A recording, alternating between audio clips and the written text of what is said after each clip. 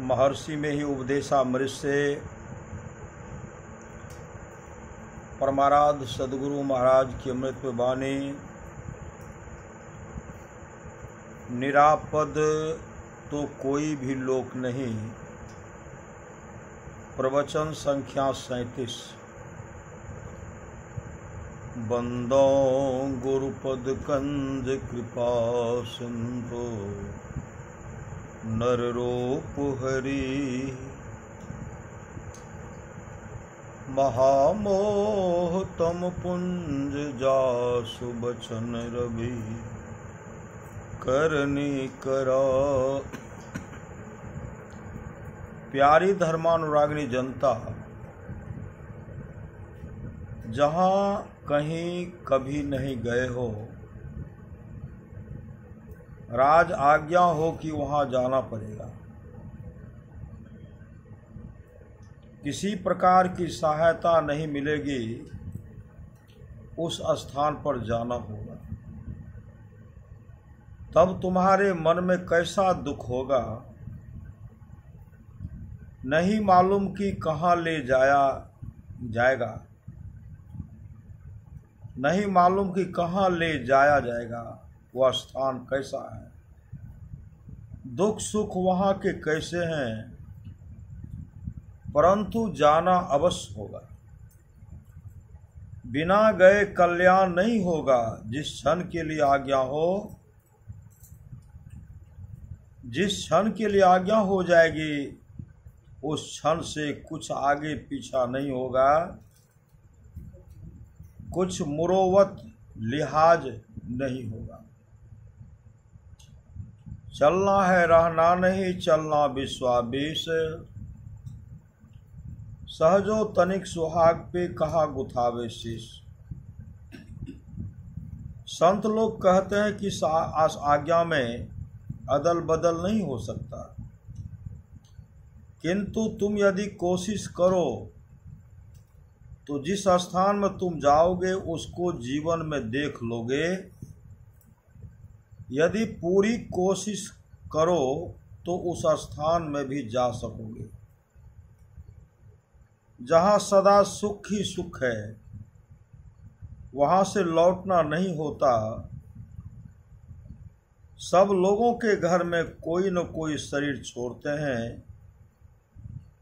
ऐसा कोई घर नहीं जिस घर में किसी ने शरीर न छोड़ा। जो जाता है वह जानता नहीं कि कहाँ जाना होगा, किंतु जाना होता है। सुख दुख मिला हुआ भी स्थान है, और कहीं दुख ही दुख का भी स्थान है। ये ही स्वर्ग वैकुंठ आदि स्थान है। वहाँ का भोग समाप्त होने से या किसी कारण के उपस्थित हो जाने से बहुत शीघ्र ही इस मृत्यु लोक के किसी स्थान पर जन्म हो जाएगा। राजा ययाति बड़े प्रभावशाली और पुण्यात्मा थे। किसी कारण इंद्र लुके छिपे हुए थे। इंद्रासन खाली था, तो विचार हुआ कि मृत्यु लोक में वैसा कोई है जिसे इस आसन पर बैठाया जाए, जो इंद्र जैसा ठीक ठीक प्रबंध कर सके। ययाति को ही चुना गया। ययाति गए, उस आसन पर विराजे। यदि ययाति ठीक तरह से रह सकते तो जब तक इंद्र नहीं आते तब तक वहां रहते, किंतु ययाति को घमंड हो गया। वहां लोगों को वे अपमानित करते थे। सभी ने विचारा कि इनको नीचे गिराना चाहिए, इसलिए उनके सामने उनके पुण्य की चर्चा करो। वे अपने मुख से पुण्य की चर्चा करेंगे और नीचे गिर जाएंगे। ऐसा ही हुआ। घमंड में आकर अपने पुण्य का वर्णन करने लग गए और वहां से नीचे गिरा दिए गए। सुरपुरते जनु खसऊं ययाति, उनके गिरते समय मुंह से बहुत लार निकली। वही कर्मनाशा नदी है। उनके कुल का कोई तपस्या कर रहा था, उसने समझा कि मेरे कुल के श्रेष्ठ आदमी नीचे गिर रहे हैं, इसलिए उसने कहा कि ठहर जाइए, तो वे वहीं ठहर गए। जय विजय ने भगवान विष्णु के पार्षद रहते हुए सनक सनंदन आदि के द्वार पर रोक दिया। जय विजय ने भगवान विष्णु के पार्षद हुए सनक सनंदन आदि को द्वार पर रोक दिया, जिस कारण वे क्रोधित हुए और शाप दिया,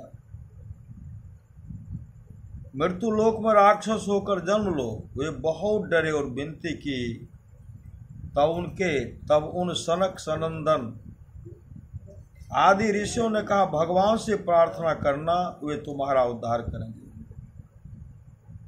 भगवान के पास वे बहुत गिड़गिड़ाए। भगवान ने कहा, मैं तुम्हारे लिए अवतार लूंगा और अपने हथियार से उद्धार करूंगा, चाहे बड़ी अवधि क्यों न हो, किंतु उसके समाप्त होने पर फिर यहाँ जन्म लेना पड़ेगा। गौलोक में राधा जी ने कृष्ण जी के सखा श्री दामा को शाप दिया।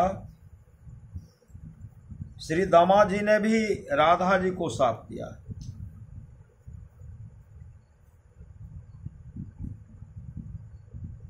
श्री दामा जी ने भी राधा जी को शाप दिया। श्री दामा जी राक्षस हो गए और राधा जी को इस पृथ्वी पर जन्म लेना पड़ा। श्री दामा जी राक्षस हुए और भगवान कृष्ण उन्हें मारा। इस प्रकार कितने इतिहास हैं। ऊंचे से ऊंचे लोक से भी गिरना होता है। स्वर्ग आदि जो पितृलोक है, वहां के भोग समाप्त होने पर फिर यहाँ जन्म लेना पड़ता है। इस प्रकार कहाँ जाना होगा ठिकाना नहीं, निरापद तो कोई भी लोक नहीं। संतों ने कहा, निरापद स्थान भी है जहाँ जाकर कोई आपदा नहीं रहती। संतों की आज्ञा के अनुकूल यदि तुम बरतो आचरण यानी भक्ति करना आरंभ करो और पूरी भक्ति नहीं कर सको तो शरीर छूटने पर फिर तुम स्वर्ग स्थान को पाओगे और वहां से लौट आकर फिर इस ईश्वर का भजन करोगे और उस निरापद पद को भी प्राप्त कर लोगे। किंतु तुम उसका ख्याल नहीं करते और निडर होकर बैठे हुए हो। कब तुम्हें काल की ठोकर लगेगी और तुम चले जाओगे, ठिकाना नहीं। इसलिए चेतो और ईश्वर का भजन करो। यह शरीर पानी का बुदबुदा है, कब फूट जाएगा ठिकाना नहीं। नहीं बालक नहीं यौवने नहीं वृद्धि कछु बंध, वह अवसर नहीं जानिए जब आए परे जमखम। बालकपन में मरोगे कि जवानी मरोगे कि बूढ़े होकर मरोगे, ठिकाना नहीं। यम के फंदे में कब पड़ोगे तुम नहीं जानते। श्री कृष्ण भगवान ने कहा, प्रयाण काले मनसा चलेन भक्त्या युक्तो योग बलेन चैव, भ्रुमोर मध्ये प्राणमावेश्य सम्यक सतं परं पुरुषमुपेति दिव्यम। अर्थात वह भक्ति युक्त पुरुष है,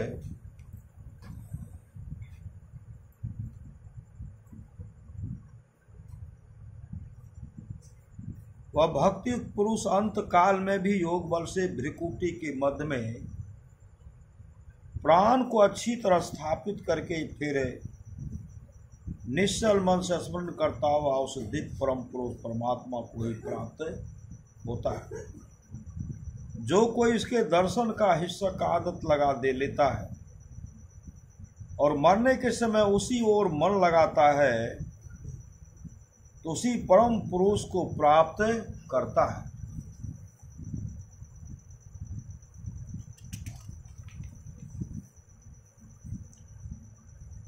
उस शब्द यहाँ पर अनु से अनुरूप तब तमस से ही परे के लिए कहा गया है।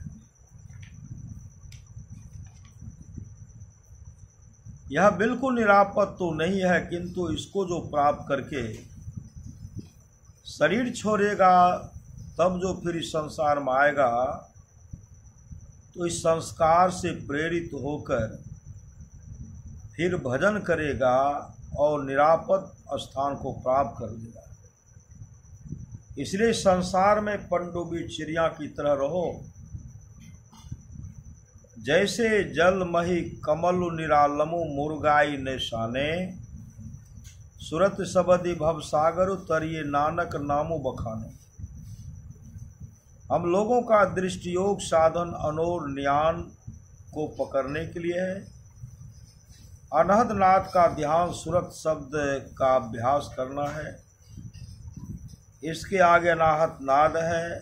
अनाहत नाद से ही ईश्वर की पहचान होगी, परंतु पहले उस अनोर ज्ञान का ध्यान किए बिना अनहद नाद को पकड़ना नहीं हो सकता। इसलिए पहले बिंदु को पकड़ो, फिर अनहद सब पकड़ो, अनहद सब सुनो। पापी हृदय में भजन नहीं हो सकता। झूठ, चोरी, नशा, हिंसा, व्यभिचार आदि पाप बुद्धि से भजन नहीं कर सकते। तुलसी दयान छारिये जब लगी घट में प्राण। हमारा किसी ने अपकार किया है, हम उसका अपकार नहीं करें। जिसने अपकर्म किया, पाप किया, वह दया का पात्र होगा। उस पर दया करो, उसका अपकार मत करो। अभी कुछ दिन जियोगे, किंतु जीव का जीवन अनंत है।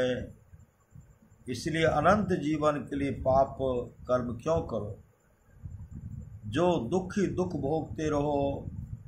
इसलिए पाप कर्म छोड़ो और भजन करो। श्री सद्गुरु महाराज की जय। यह प्रवचन संत मत सत्संग मंदिर सिकलीगढ़ धरारा पूर्णिया में दिनांक 6/6/1954 ईस्वी को अपराह्न कालीन सत्संग में हुआ था। श्री सद्गुरु महाराज की जय। सुक्तिकन न है हयन्यतः तिरा महासाध्य पूर्णस्तरन्तुं व्यवस्यति। दुर्लभो दृश्यते हयस्य विनिपातो महार्णवे। महाभारत पंचम खंड।